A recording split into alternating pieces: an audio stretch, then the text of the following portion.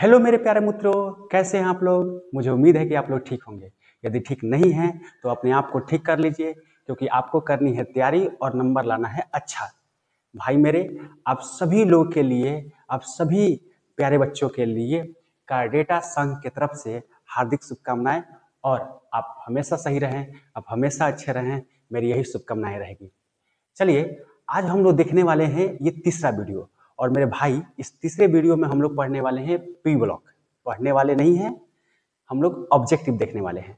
मेरे भाई, इस वीडियो में हम हर तरीका का, हर तरह का ऑब्जेक्टिव लेकर आए हैं, जो आपके 12th में प्रत्येक टॉपिक से और प्रत्येक कॉन्सेप्ट से है। भाई, टोटल ऑब्जेक्टिव मेरे पास 70 है, और इन 70 ऑब्जेक्टिव अगर आप कमांड कर लेते हैं इन 70 ऑब्जेक्टिवों पर, तो आप बोर्ड में एक भी क्वेश्चन नहीं छोड़कर आएंगे, सारे के सारे क्वेश्चन बना लेंगे। देखते हैं, यदि एक वीडियो में हो जाता है तो सही है, नहीं तो छोटे छोटे 2 वीडियो कर देंगे। मेरे भाई, आपका केवल ऑब्जेक्टिव ही नहीं है इसमें केवल हम लोग टिक आउट नहीं करने वाले हैं। आप जानते हैं कि हम लोग पिछले 2 वीडियो से कॉन्सेप्ट के साथ ऑब्जेक्टिव देखते हैं, तो इस वीडियो में भी हम लोग कॉन्सेप्ट के साथ ही ऑब्जेक्टिव देखेंगे। ठीक है, मतलब एक ऑब्जेक्टिव के साथ 2-3 ऑब्जेक्टिव मुफ्त मिलेगा आपको एक साथ।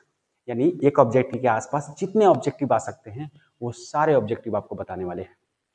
तो बस आपको अंतिम तक बने रहना है, और मेरे भाई साथ देते रहना है।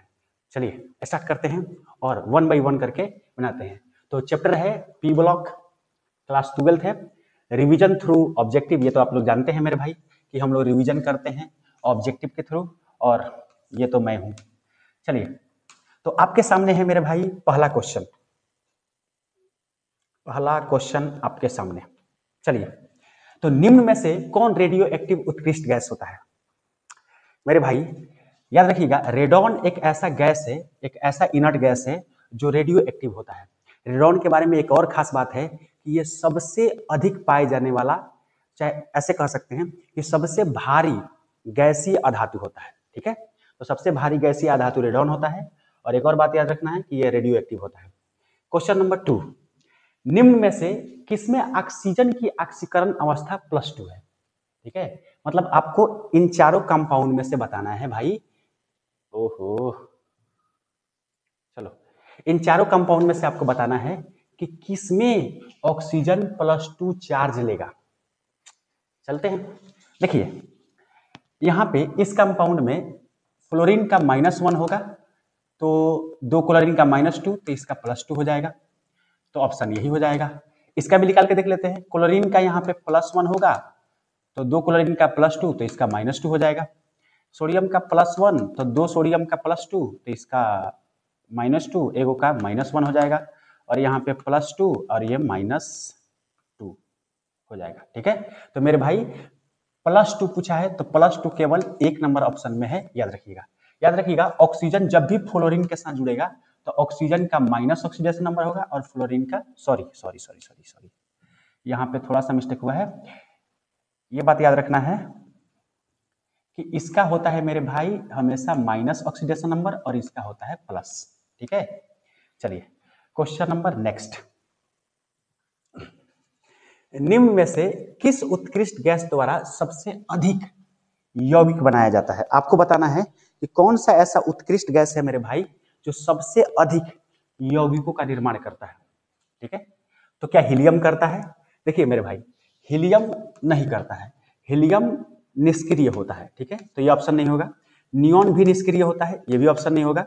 आर्गन भी निष्क्रिय होता है, ये तीनों के तीनों निष्क्रिय होते हैं, पूर्ण रूप से निष्क्रिय होते हैं। इसका मतलब मेरे भाई ये यौगिक नहीं बनाएंगे। लेकिन जेनॉन ऐसा एक निष्क्रिय गैस है, जेनॉन एक ऐसा निष्क्रिय गैस है जो ऑक्सीजन और फ्लोरीन के साथ कई यौगिक बनाता है। ठीक है, तो ऑप्शन नंबर कौन सा हो जाएगा, डी। चलिए, एक बात इसमें और याद रखिएगा कि जेनॉन उत्कृष्ट गैस में से क्रिप्टन गैस है, क्रिप्टन, जो केवल एक KrF2 यौगिक का निर्माण करता है। ठीक है, केवल एक यौगिक का निर्माण करता है। क्वेश्चन नंबर 4, आपको बताना है मेरे भाई कि NaOH है, एक अम्ल है, क्षार है, या लवण है, या सभी है। अम्ल है नहीं भाई, जिसके लास्ट में OH आपको मिल जाए वो मेरे भाई क्षार होता है, और जिसके शुरू में H मिल जाता है वो अम्ल होता है। ठीक है, समझ गए बात। चलिए क्वेश्चन नंबर 5, आवर्त सारणी में ग्रुप 16 में ऑक्सीजन के अलावा पाए जाने वाला तत्व है। आपको पता होगा कि पी ब्लॉक में ग्रुप 13 से लेकर, पी ब्लॉक कहां तक होता है, ग्रुप 13 से लेकर ग्रुप 18 तक। ठीक है, इसी में एक ग्रुप आता है ग्रुप 16, जिसमें कौन कौन से तत्व होते हैं, ओ सनम से तेरा पोल खोल, ओहो ओ मेरे पोल खोल दूंगा लवली, तो ये तत्व होते हैं ओ सनम से तेरा पोल खोल दूंगा lovely, oxygen, sulphur, selenium, tellurium, polonium, लुबिडियम। तो देख लीजिए, इसमें तो ऑक्सीजन दे चुका है कि ऑक्सीजन के अलावा पूछा है, तो सल्फर होगा, सेलेनियम होगा, टेलुरियम होगा, पोलोनियम होगा, लुबिडियम होगा।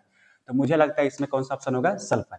बिल्कुल मेरे भाई, ऑप्शन नंबर ए होगा। सोडियम होगा, नहीं, ये ग्रुप 1 में पाया जाता है। लोहा, ये डी ब्लॉक का तत्व है। नाइट्रोजन, नहीं मेरे भाई, ये ग्रुप 15 का तत्व है। तो ग्रुप 16 में केवल सल्फर पाया जाएगा। चलिए क्वेश्चन नंबर ये, ओलियम का सूत्र होता है, आपको याद है तो बताइए, याद है तो। ओलियम का सूत्र होता है मेरे भाई, देखिए ओलियम का सूत्र होता है H2H2O7। ठीक है, ये याद रखिएगा। ये सल्फ्यूरिक अम्ल है, ये सल्फोनिक अम्ल है, सॉरी हाँ, ये अल्थोसल्फ्यूरस अम्ल है, और ये नॉन ऑफ दीज, तो ये दोनों में से नहीं होगा। एक बात और याद रखिएगा मेरे भाई, ओलियम का सूत्र H2H2O7 होता है, और ओलियम SO3 और H2SO4 के मिलने से बनता है। ठीक है, तो ये कभी क्वेश्चन आए तो मेरे भाई बता सकते हैं। चलिए क्वेश्चन नंबर ये, साबन नहीं 7, नल जल का सूत्र होता है, भाई कौन नहीं जानता है, जल कहीं का भी हो, चाहे वो आपके पेट का हो, या आपके नाली का हो, या आपके कल का हो, या आपके इनार का हो, या नल का हो, भाई जल का सूत्र तो H2O ही होता है, तो इसका सूत्र कौन होगा, H2O।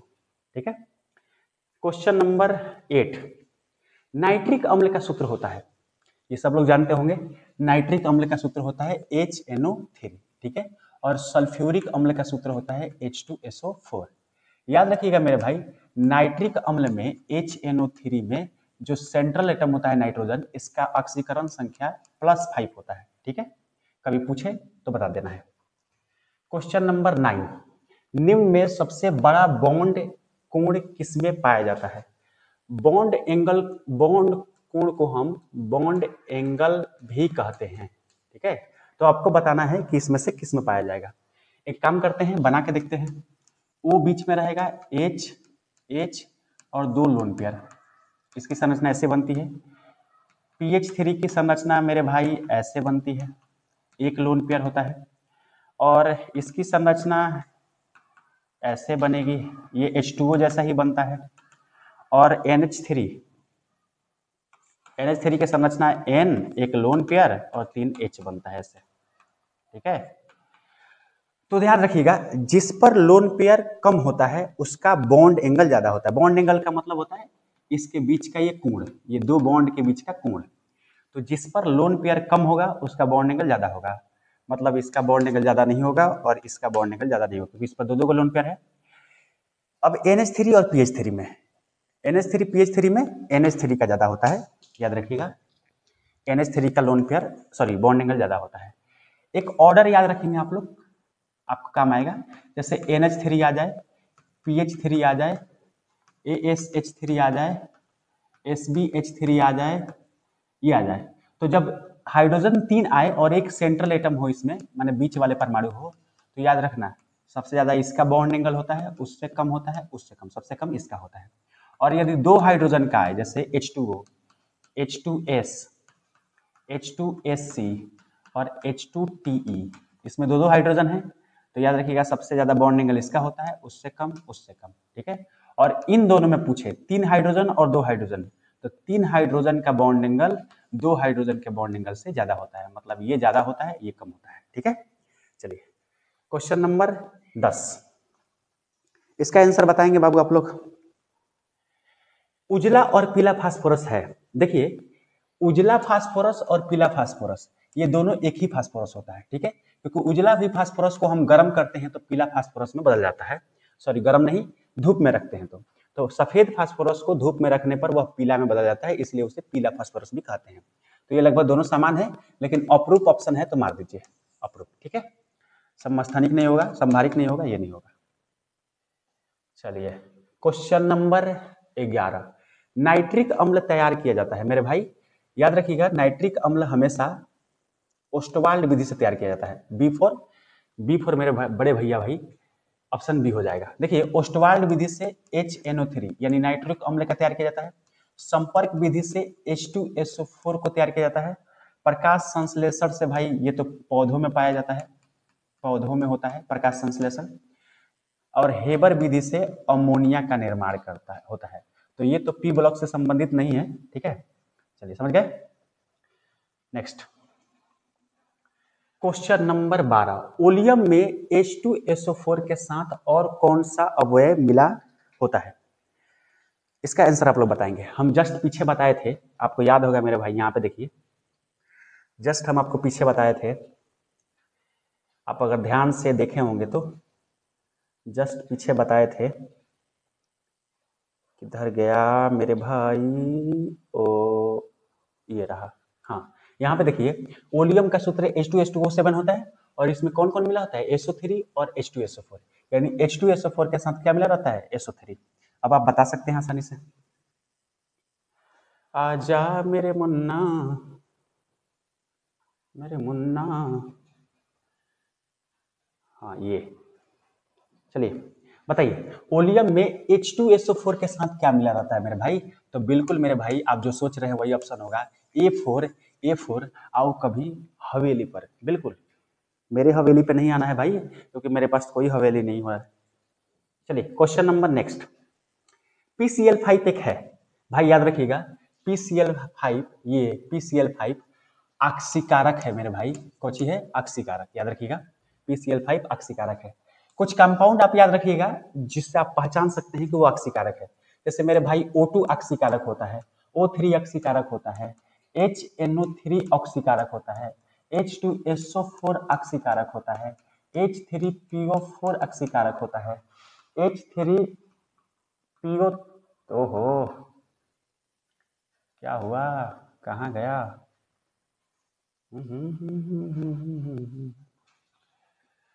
तो गड़बड़ हो गई मेरे भाई।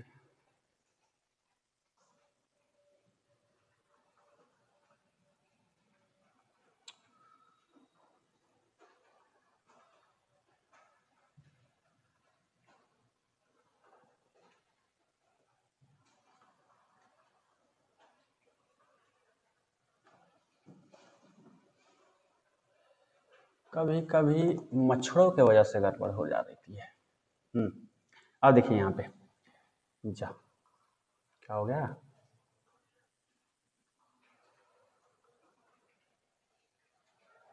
क्वेश्चन ही अजीब हो गया। हाँ तो याद रखिएगा मेरे भाई कि ये सारे के सारे क्या हैं, ऑक्सीकारक है, ठीक है, ऑक्सीकारक है, ये सारे के सारे क्या है मेरे भाई, ऑक्सीकारक है। ऑक्सीकारक पहचानने का ट्रिक है कि जिसमें दो या दो से अधिक ऑक्सीजन होते हैं वो ऑक्सीकारक का काम करता है। ऑक्सीकारक का मतलब दूसरे का ऑक्सीकरण करवाता है, ठीक है। चलिए तो इसमें तो इसका ऑप्शन नंबर ए होगा। क्वेश्चन नंबर अगला 14 नंबर, निम्न में कौन सी गैस एकल परमाणुक है, बताइए।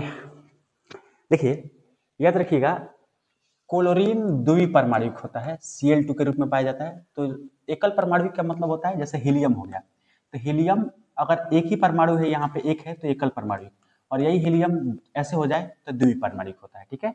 तो जितने भी गैस होते हैं वो सब द्विपरमाणुक पाए जाते हैं, कुछ गैसों को छोड़कर।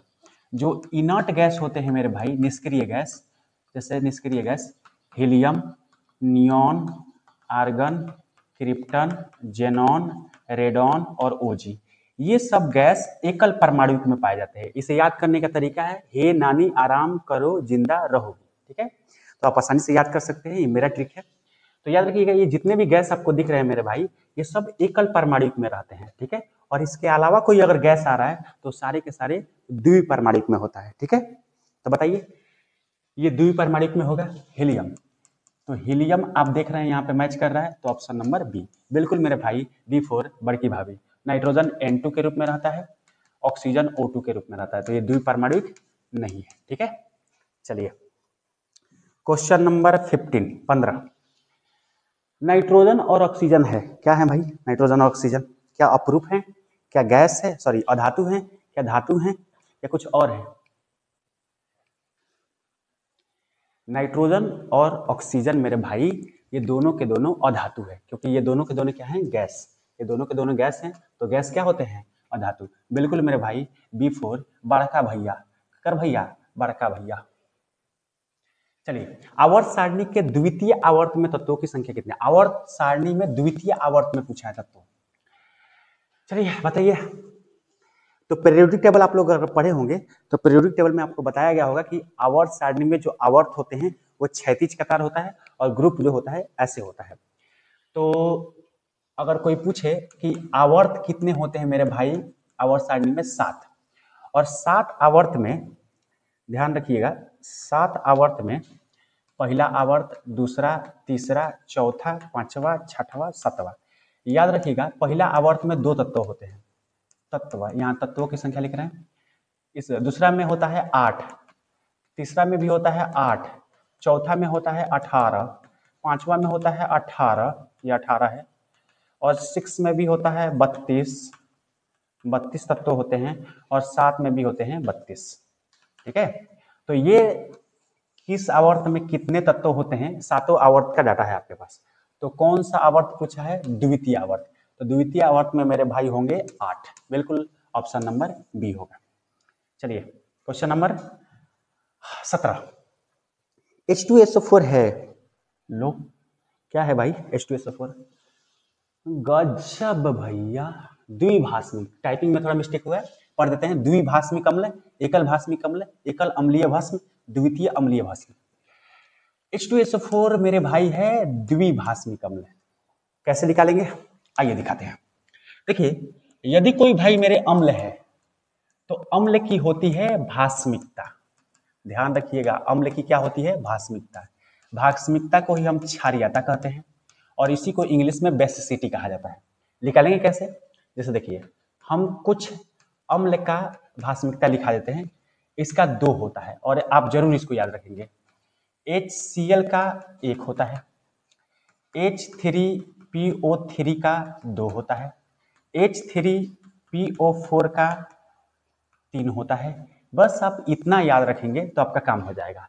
तो सबसे ज्यादा पूछा जाता है H2SO4 का, तो इसकी भाषमिकता कितनी है? 2, यानी यह द्विभाषमिक अम्ल है। ठीक है, चलिए क्वेश्चन नंबर 18। C2 अणु में सिग्मा और पाई बॉन्ड की संख्या होती है।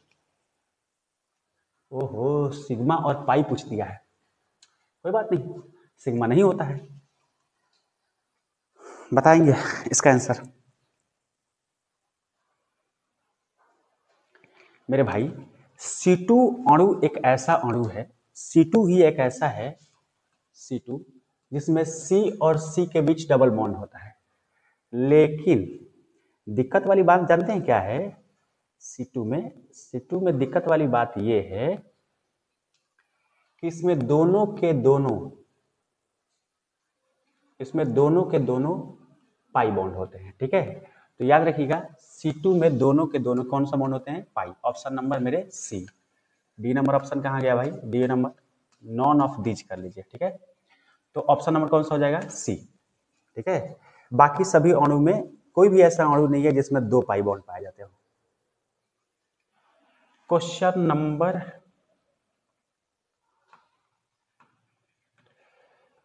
नंबर चलिए इसको बताइए। विस्मत का सबसे अस्थायी ऑक्सीकरण अवस्था होता है। Good question. देखिए, विस्मत है ग्रुप 15 का तत्व। न्यूजीलैंड, पाकिस्तान, ऑस्ट्रेलिया सब बीके मैच में ये ग्रुप 15 में तत्व होते हैं। ठीक है, याद रहेगा। ठीक है, जो ऊपर वाले तत्व होते हैं ये अधातु नेचर के होते हैं और जो नीचे वाले तत्व होते हैं वो धातु नेचर के होते हैं। क्लियर? जो धातु नेचर के होते हैं वो ऑक्सीडेशन नंबर +3 में अस्थायी होते हैं और जो अधातु नेचर के होते हैं वो -3 में अस्थायी होते हैं। ठीक है, अधातुएं माइनस चार्ज लेते हैं और धातुएं प्लस चार्ज लेते हैं, इसलिए ये +3 में अस्थायी होते हैं, ये -3 में। तो बिस्मत पूछा है तो बिस्मत ये रहा, और बिस्मत किस में अस्थायी होगा? बिल्कुल मेरे भाई, ऑप्शन नंबर ए, आओ कभी हवेली पर। 20 नंबर क्वेश्चन, 20 नंबर, निम्न में से कौन सबसे प्रबल आक्सीकारक होता है? ये क्वेश्चन बहुत पूछा जाता है, प्रीवियस ईयर क्वेश्चन है। देखिए मेरे भाई, हम कहीं भी प्रीवियस ईयर का डेट नहीं लिखे हैं, क्योंकि डेट लिख देने पर आप लोग क्या करते हैं, उसी पर ध्यान देते हैं। हम प्रीवियस ईयर भी लिए हैं और नए क्वेश्चन भी लिए हैं, सारा क्वेश्चन लिए हैं, और कहीं भी डेट नहीं लिखा है, इसलिए आप सब पर बराबर फोकस करेंगे। सारे के सारे क्वेश्चन इंपॉर्टेंट है मेरे भाई। ठीक है, देखिए वीडियो में हो सकता है लाइटिंग इफेक्ट या आवाज का कोई दिक्कत हो, भाई कोई दिक्कत नहीं है, आप बस क्वेश्चन अच्छे से देख लीजिए, थोड़ा सा दिक्कत सह लीजिए, सब चीज सुधर जाएगा। ठीक है, और पिछले 2 वीडियो में हम लोग सोल्यूशन और सॉलिड स्टेट को किए हुए हैं, बहुत अच्छे अच्छे क्वेश्चन को हम किए हुए हैं उसमें, आप लोग ध्यान से देखिएगा उसको मेरे भाई। चलिए, सबसे प्रबल आक्सीकारक याद रखिएगा, सबसे प्रबल आक्सीकारक F2 होता है, उससे कम होता है Cl2, उससे कम होता है Br2 और उससे कम होता है I2। ठीक है, तो सबसे प्रबल कौन होगा? F2। ठीक है, याद रहेगा। और ये तो हो गया आक्सीकारक के बारे में। और अगर अवकारक पूछ दे आपसे, तो अवकारक आक्सीकारक के उल्टा होता है, यानी सबसे ज्यादा होगा I2, उससे कम होगा Br2, उससे कम होगा Cl2 और सबसे कम होगा F2। तो यहाँ पे आक्सीकारक का पूछा है, तो ऑप्शन नंबर मेरे भाई A4 आंटी जी। चलिए, निम्न में से कौन प्रबल अवकारक है? पूछ दिया अवकारक, तो सबसे अधिक अवकारक कौन होगा? आयोडीन, अभी जस्ट पीछे बताए थे। ओह, क्वेश्चन नंबर 22, निम्न में से किसका बंधन विघटन ऊर्जा अधिकतम होगा? बंधन विघटन ऊर्जा का मतलब होता है कि किसके बीच का बॉन्ड हम तोड़ेंगे तो ज्यादा ऊर्जा लगेगा। क्या F2 के बीच में, क्या Cl2 के बीच में? देख लीजिए, बना के देखिए, F और F के बीच, इसे तोड़ने में ज्यादा ऊर्जा लगेगा, या Cl के बीच में, या Br के बीच में, या I के बीच में? देखिए मेरे भाई, जिसके बीच का बॉन्ड की लंबाई, बॉन्ड लेंथ बड़ा होगा वो जल्दी टूट जाएगा, यानी उसमें ऊर्जा नहीं लगेगा, कम लगेगा। और जिसके बीच का बॉन्ड लेंथ यानी बॉन्ड की लंबाई कम होगा तो वो जल्दी टूटेगा नहीं। आप जानते हैं कि छोटका डंडा जल्दी नहीं टूटता है और बड़का डंडा जल्दी टूट जाता है। ठीक है कि नहीं ऐसा? तो यहाँ पे खोजना है आपको कि छोटका डंडा कौन है, उसी में ज्यादा ऊर्जा लगेगा, यानी उसी का बंधन विघटन ऊर्जा का मान ज्यादा होगा। तो ध्यान दो, फ्लोरीन का साइज छोटा होता है, क्लोरीन का और बड़ा होता है, ब्रोमीन का साइज और बड़ा होता है, और आयोडीन का साइज और बड़ा होता है। तो इसका बॉन्ड बड़ा होता है और इसका बॉन्ड छोटा होता है, तो इसे तोड़ने में ज्यादा ऊर्जा लगेगी। ठीक है, तो option number A. Question number अगला,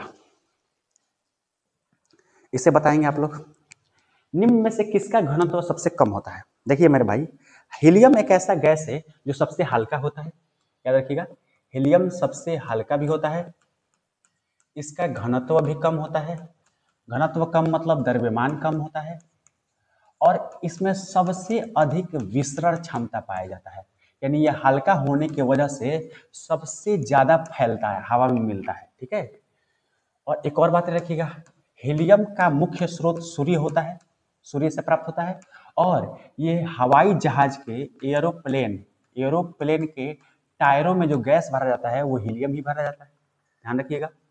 तो हीलियम ऑप्शन नंबर ए हो जाएगा। क्वेश्चन बहुत महत्वपूर्ण है, निम्नलिखित में कौन पी खंड का तत्व नहीं है? पी ब्लॉक का पूछा है, तो पी ब्लॉक आपको ठीक से देखना पड़ेगा। इसमें कौन कौन से ग्रुप होते हैं पी ब्लॉक में? ग्रुप 13, 14, 15, 16, 17 और 18। ठीक है, जिसमें से 12th में आपको पढ़ना है यहाँ से 15, 16, 17, और 11th में ये पढ़ना है, ये 11th में पढ़ना होता है मेरे भाई, और ये 12th में पढ़ना होता है। फिर भी चलिए, पी ब्लॉक का तत्व फास्फोरस है, सल्फर है, और बेरियम, यहाँ पे थोड़ा सा गड़बड़ है, यहाँ Bi होना चाहिए, Bi। चलिए, तो 3 जो है ये पी ब्लॉक का तत्व नहीं है, बाकी ये है, ये है, ये है, तो ये है, इसका मतलब ऑप्शन नहीं होगा, ये नहीं है तो होगा। क्वेश्चन नंबर 25, उत्कृष्ट गैसों का मुख्य स्रोत क्या होता है? बताइए। उत्कृष्ट गैस मतलब ग्रुप 18 निष्क्रिय गैसों के विषय में पूछा है मेरे भाई। तो निष्क्रिय गैसों का मुख्य स्रोत, कहां से निष्क्रिय गैस पाए जाते हैं? क्या वायुमंडल से, समुद्र से, चट्टाने से, झरने से? बिल्कुल मेरे भाई, वायुमंडल से सबसे ज्यादा निष्क्रिय गैस पाए जाते हैं। समुद्र से हाइड्रोजन पाए जाते हैं। हाइड्रोजन, समुद्र से क्या पाए जाते हैं? हाइड्रोजन। हाइड्रोजन में कौन कौन आते हैं मेरे भाई? फ्लोरीन आ गया, क्लोरीन आ गया, ब्रोमीन आ गया, आयोडीन। तो ये जो है ये सब समुद्र से पाए जाते हैं, लेकिन बाकी सब गैस कहाँ से पाए जाते हैं? वायुमंडल से।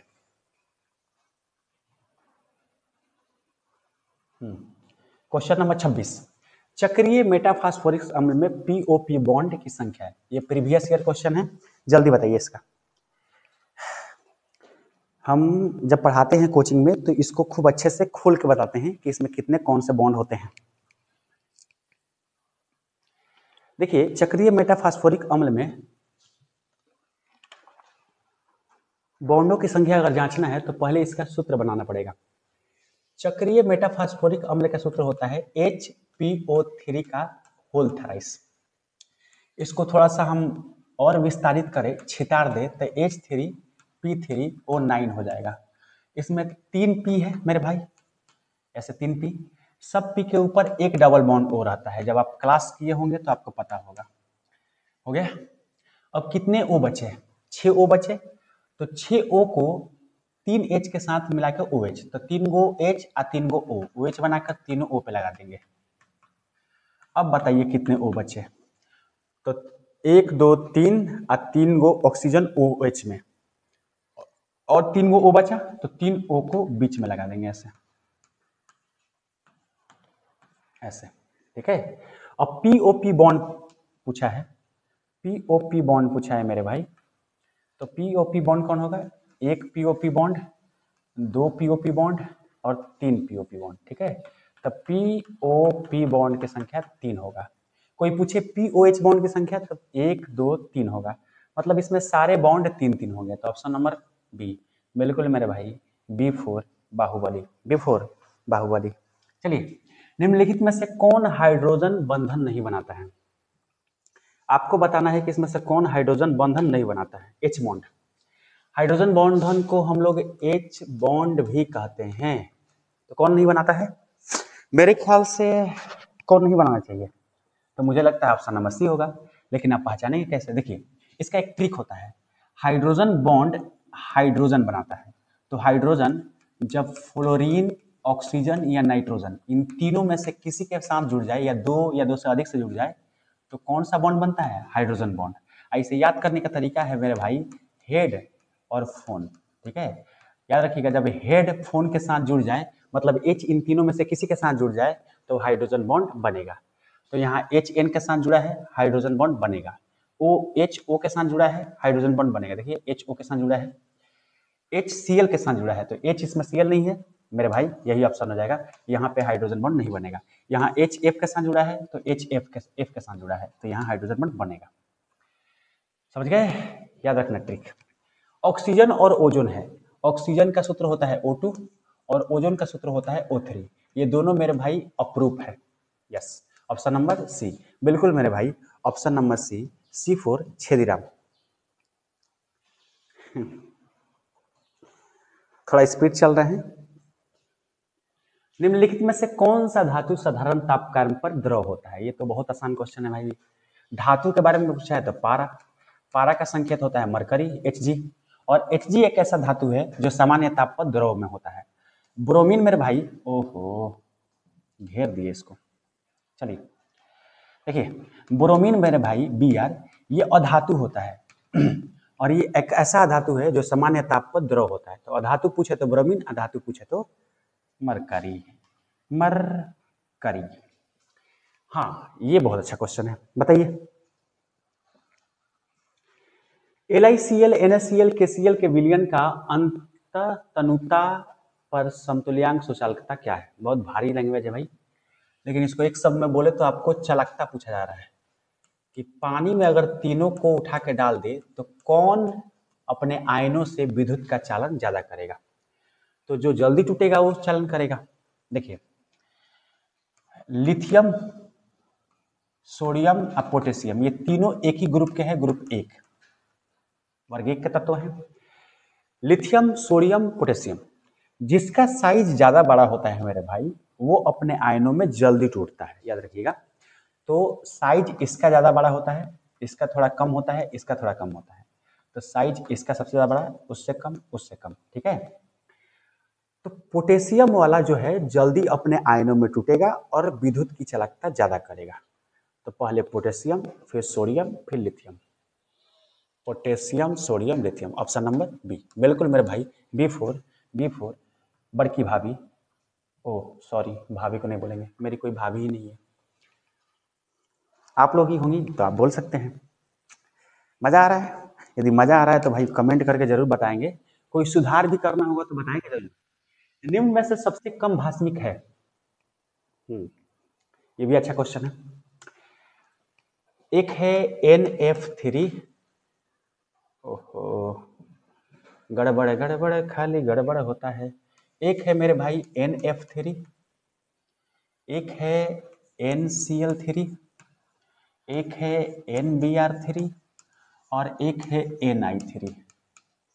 आपको पता होना चाहिए मेरे भाई कि इन सब पर लोन पेयर होता है, सारे नाइट्रोजन पे एक लोन पेयर होता है। अब भास्मिक देखना है कि सबसे ज्यादा भास्मिक कौन है, कम भास्मिक पूछा है, अच्छा कम भास्मिक देखना है। तो ज्यादा भास्मिक का मतलब जो जल्दी लोन पेयर त्याग देगा वो ज्यादा भास्मिक होगा, और जो लोन पेयर कम त्यागेगा मतलब जल्दी नहीं त्यागेगा तो वो कम भास्मिक होगा। तो आपको देखना है इसमें से कौन लोन पेयर जल्दी यहाँ से इजीली निकल जाएगा। तो फ्लोरीन भाई लालची होता है, ये लोन पेयर को खींच कर रखेगा तो छोड़ेगा नहीं, तो यहाँ से नहीं निकलेगा। ये Cl, ये इससे कम खींचता है लेकिन खींचता है, तो यहाँ से भी, यहाँ तो बिल्कुल नहीं निकलेगा, यहाँ निकल भी सकता है थोड़ा सा। यहाँ बिल्कुल ये इनसे कम खींचता है तो यहाँ निकलने का चांस है थोड़ा सा, यहाँ पे 3 क्रॉस यानी बिल्कुल नहीं निकलेगा, यहाँ थोड़ा सा निकलने का चांस है, यहाँ निकलने का चांस है, और यहाँ तो भाई ये रुकता ही नहीं है क्योंकि ये इससे कम लालची होता है इलेक्ट्रॉन का, तो ये रुकता नहीं है, यहाँ से बिल्कुल निकल जाएगा इलेक्ट्रॉन। तो यहाँ से लोन पेयर जल्दी निकलेगा तो ये ज्यादा भास्मिक हो गया, ज्यादा भास्मिक होगा, याद रखिएगा ये ज्यादा भास्मिक होगा मेरे भाई। तो कम भास्मिक कौन होगा? जो नहीं छोड़ेगा, तो ये होगा कम भास्मिक। तो NF3 बिल्कुल मेरे भाई, ऑप्शन नंबर डी, D4 देवसेना, D4 देवसेना। 32, निम्नलिखित में से कौन सबसे कम क्वथनांक वाली गैस है? सबसे कम क्वथनांक वाली गैस मेरे भाई हाइड्रोजन है। सबसे कम क्वथनांक वाली गैस, चलिए सबसे कम क्वथनांक वाली गैस हाइड्रोजन है। हीलियम भी है लेकिन हीलियम से कम क्वथनांक किसका होता है? हाइड्रोजन का। चलिए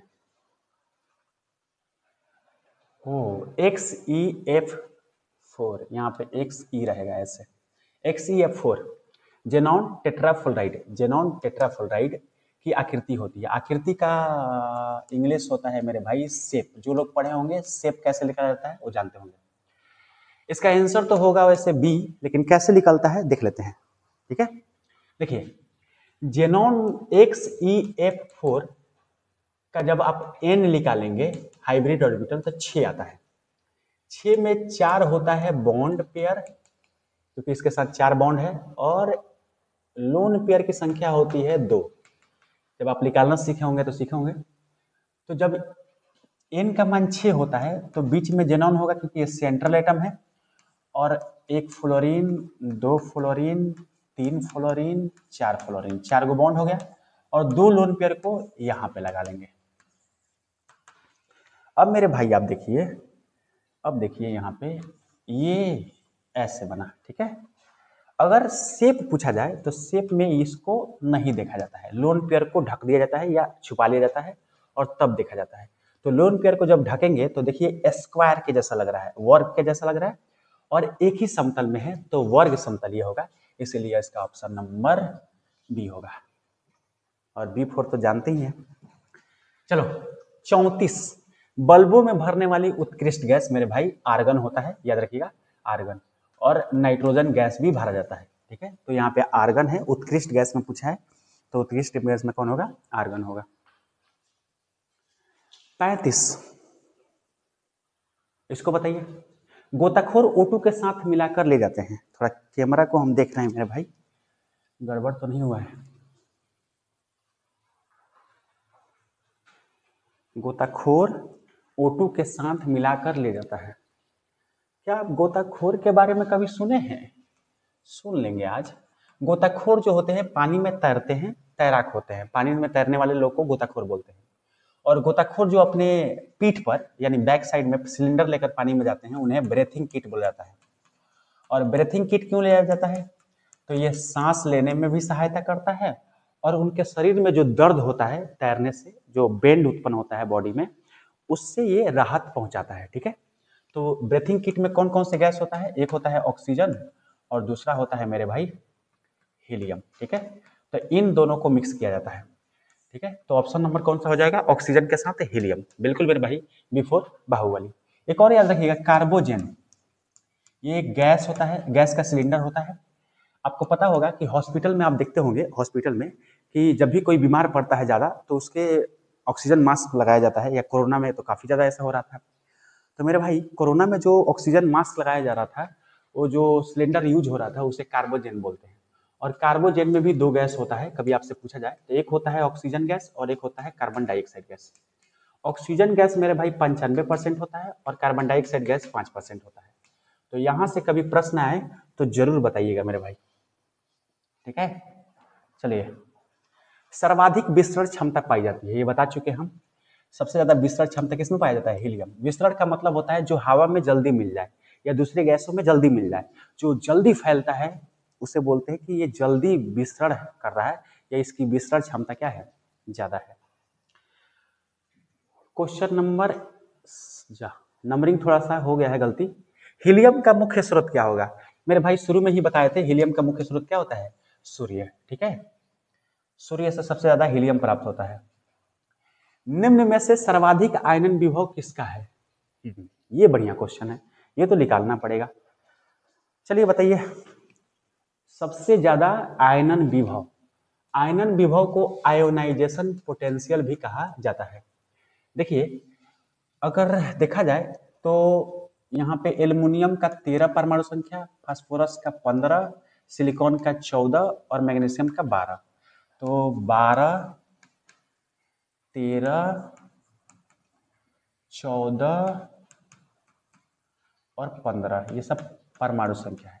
देखिए, ये 12, 13, 14 लगातार परमाणु संख्या दिया है, तो मेरे भाई ये आवर्त है। ठीक है, और आपको पढ़ाया गया होगा क्लास में कि आवर्त में बाएं से दाएं जाने पर, बाएं से दाएं जाने पर आयनन विभव बढ़ता है, यानी सबसे ज्यादा होगा इसका, उससे कम सिलिकॉन का, उससे कम एल्युमिनियम का, सबसे कम मैग्नीशियम का। तो सर्वाधिक पूछा है, यानी सबसे ज्यादा पूछा है, तो सबसे ज्यादा किसका होगा? बिल्कुल मेरे भाई, B4, B4 बड़े भैया। Al2O3 एक ऑक्साइड है, ये बहुत अच्छा क्वेश्चन है। कौन सा ऑक्साइड है? Al2O3। देखिए, Al2O3 एक उभयधर्मी ऑक्साइड है, ऑप्शन नंबर ए होगा। Al2O3, देखिए कुछ आपको ऑक्साइड याद रखना, जैसे एल्युमिनियम का,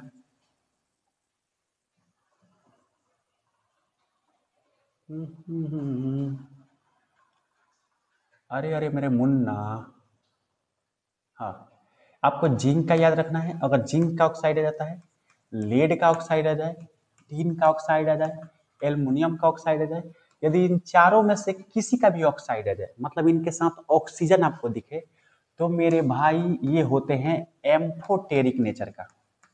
एम्फोटेरिक का मतलब होता है उभयधर्मी होते हैं। ठीक है, तो एल्युमिनियम का ऑक्साइड है, ओ एल्युमिनियम का ऑक्साइड है तो कैसा होगा?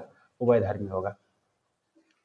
चलिए, क्वेश्चन नंबर 40, पी ऑर्बिटल का आकार होता है, ये भी मस्त क्वेश्चन है, बताइए पी ऑर्बिटल का आकार कैसा होता है? देखिए मेरे भाई, ऑर्बिटल 4 होते हैं, एस, पी, डी और एफ। तो आपको एफ का नहीं जानना है, इन तीनों को काफ़ी ज़्यादा पूछा जाता है, ठीक है। तो एस ऑर्बिटल का गोलीय होता है, पी ऑर्बिटल का डंबल जैसा होता है, और डी ऑर्बिटल का डबल डंबल होता है ऐसे, ठीक है। तो dumbbell, yes, option number B, बिल्कुल मेरे भाई, बिफोर बड़की भाभी। फिर से बोल दिए भाभी, मेरी तो कोई भाभी ही नहीं है। गंधक का फ्लोरीन की अधिकता में बनने वाला उत्पाद है, यानी प्रोडक्ट बताना है आपको कि अगर गंधक से, गंधक मतलब होता है सल्फर, सल्फर से फ्लोरीन की अभिक्रिया करा दिया जाए तो कौन सा उत्पाद बनेगा। लेकिन याद रखना है फ्लोरीन अधिकता में रहेगा, एक्सेस रहेगा, ज्यादा रहेगा। बना दे, देखिए सल्फर जब भी फ्लोरीन के साथ अभिक्रिया करेगा तो ये इसमें से सारे कंपाउंड बनाएगा, SF2 भी बन जाएगा, SF4 भी बन जाएगा, SF6 भी बन जाएगा, और SF5 भी बनाता है। लेकिन अधिकता में यहाँ एक्सेस कह दे तो एक्सेस का मतलब होता है अधिक फ्लोरीन होना चाहिए। तो जब फ्लोरीन अधिक होगा तो प्रोडक्ट में फ्लोरीन अधिक मिलेगा। तो इस सब में सबसे ज्यादा कौन है, ये। तो ऑप्शन नंबर बिल्कुल सी, C4 चंदा मामा दूर के पुआ पकाए घूर के। हीरे में कार्बन का प्रसंकरण होता है, ये तो प्रीवियस ईयर क्वेश्चन है और इजी भी है। मुझे लगता है कि इसका आंसर ए होना चाहिए। चलिए आपको कुछ बातें बताते हैं। हीरा, डायमंड, ग्रेफाइट, बकमिनिस्टर फ्लोरीन, इसको फ्लोरीन भी बोलते हैं, फ्लोरीन, फ्लोरीन नहीं फ्लोरीन, इसका सूत्र C60 होता है, ठीक है। ये तीनों का तीनों मेरे भाई ये कार्बन का अपरूप है। किसका अपरूप है, कार्बन का अपरूप है, ठीक है। और कोई पूछे कि मेरे भाई इसमें कार्बन का प्रसंकरण कितना होता है तो sp3, इसमें कार्बन का प्रसंकरण sp2, और इसमें भी कार्बन का प्रसंकरण sp2। इनमें से कोई सा भी क्वेश्चन पूछे तो आराम से आप बता सकते हैं ऑप्शन नंबर ए भाई मेरे भाई, बिल्कुल A4 नहीं आना है हवेली पर। चलिए तो ये टोटल 42 क्वेश्चन रहे मेरे भाई, कितने 42, ठीक है। पी ब्लॉक में 42 ही क्वेश्चन नहीं है, और भी क्वेश्चन है। तो एक काम करते हैं, इस वीडियो में हम इतना ही रन देते हैं, नेक्स्ट वीडियो में और इतना क्वेश्चन हम लोग कर लेंगे जिससे पूरा चैप्टर कंप्लीट हो जाएगा। ज़्यादा बड़ा वीडियो करने से फायदा नहीं। और हाँ मेरे भाई, अगर वीडियो आपको स्लो लगे तो जरूर आप स्पीड बढ़ा लेंगे, आप स्पीड कम करके नहीं देखेंगे। आपको जितना पर सहूलियत रिकॉर्डेड है चूंकि, तो जितना पर आपको अच्छा लगे आप बढ़ा के देख लीजिए, और सारे क्वेश्चन को करेंगे, अपने से करेंगे, ठीक से करेंगे, ठीक है। तो पढ़ते रहिए मेरे भाई, मस्त रहिए, और आपका रिजल्ट अच्छा है, ये सारे कार्डेटा परिवार की तरफ से आपको हार्दिक शुभकामनाएं हैं। अब कितना लोग सोच रहा होगा सर कार्डेटा क्या है, तो आप लोग खोजते चलिए, ये है बायोलॉजी का वर्ड। थैंक यू, धन्यवाद।